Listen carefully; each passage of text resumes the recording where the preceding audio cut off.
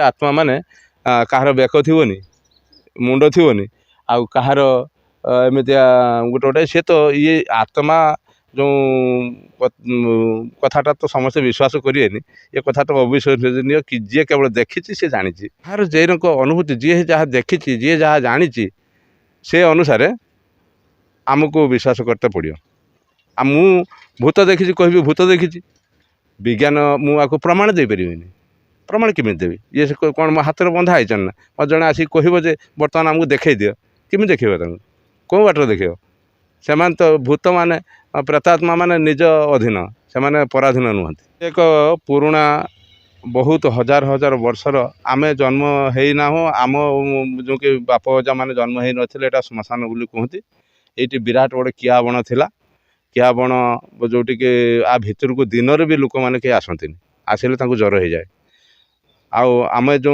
मोर जो पुराणा घर आमर उपर साइर थिला आंगुला उपर साइर जे कि किआ मुंडियार सेठू एठी आमर जमी थिला दिने ए प्रकार मो स्त्री पाखरे जाइकरी जड़े स्त्री लोक सी तार कहवा कथा सी अनुभव कहार अनुभव को कई विश्वास हठात करें जे कि से जड़े कहला जे चल मोरी पाखर रोल कहीकि से कहवा परदिन ठार आमको हठात एक मन भितर गोटे सेठू छाड़ी पलि आसापी उद्देश्य सृष्टि है आम आसी ये पहुँचला स्वप्नादेश मध्यम बा भूषुंडेश्वर ये पुराणा श्मशान हजार हजार वर्ष श्मशान से ये श्मशानवासी होगी रही हुए तो आमको सेठू नहीं आसिले नहीं आसला स्वप्नादेश होकर आउ जो आमर मुझे आगुरी कही आपन को जे कि अलग गोटे गाँवर गढ़िया खुलू खुलू 15 फुट गभीर बाहर थे जे कि बाबा भूषुंडेश्वर से निजे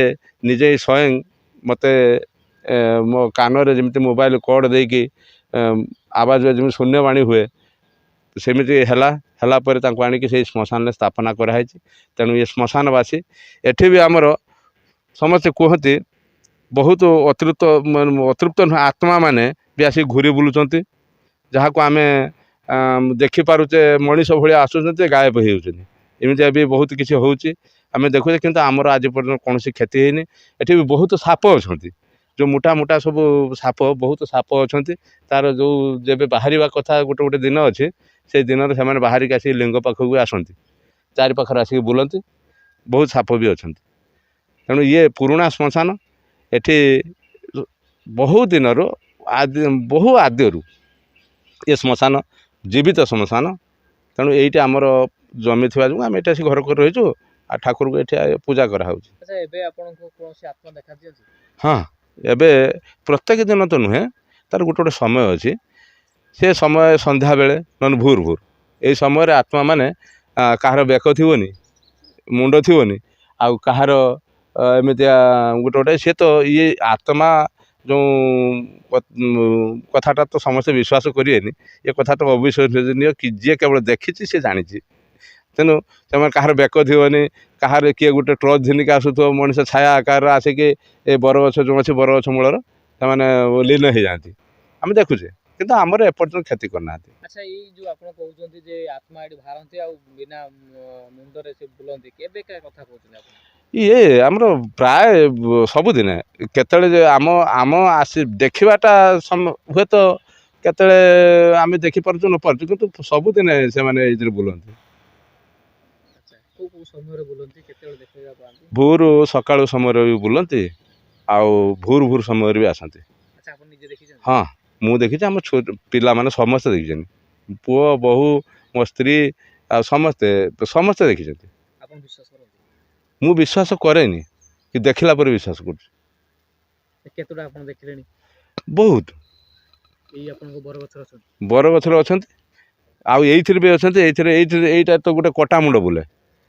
हाँ ये महादेव पाखरे एइटी गोटे कटा मुंड बुले सब पे कटा मुंड गोटे बोलू ओ बार निर्दिष्ट बार थाए ना सेरक आम कौन से बार निर्दिष्ट बार रे देखिन बुलिबार आपण कोन भाबुछन आम भाबुचे ये स्वयं शिव होउछन भूतनाथ तेणु भूत मैंने पाखक आसुँच आम भावना ही ये विश्वास आम रहीचे आमर आज पर्यटन कौन से कहीं क्षति करना भी क्या छुआ पिला नहीं आम रहीचे किसी प्रकार आघात देना।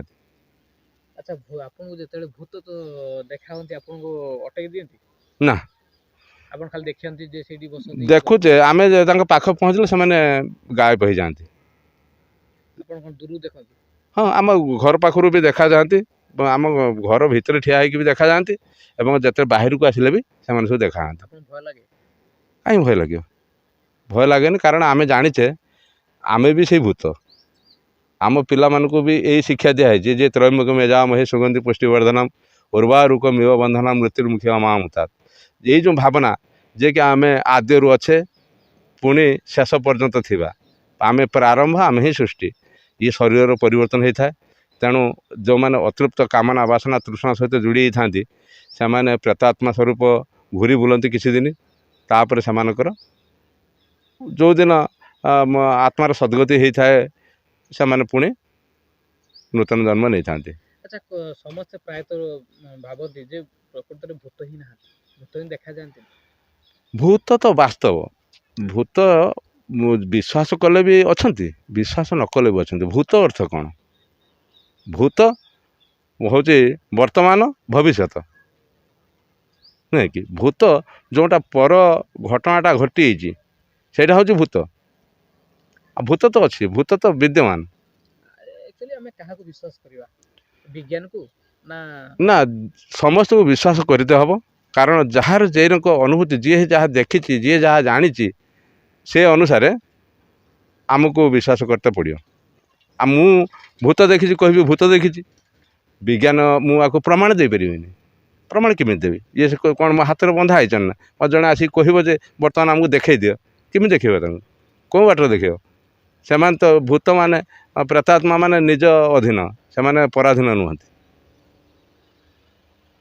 ନିଶ୍ଚିତ ଭୂତ ପ୍ରେତାତ୍ମା ଆତ୍ମା ମାନେ ହଜାର ହଜାର କୋଟି କୋଟି ଆତ୍ମା ଏମିତି ଘୁରି ବୁଲୁଛନ୍ତି, ଯାହାକୁ ସମୟ ଅନୁସାରେ କାହାକୁ ଦେଖା ଦିଅନ୍ତି, କାହାକୁ ଦେଖା ଦିଅନ୍ତି ନାହିଁ। କିନ୍ତୁ ବିଜ୍ଞାନ ମତରେ ଆକୁ ପ୍ରମାଣ କରି ହେବ ନାହିଁ।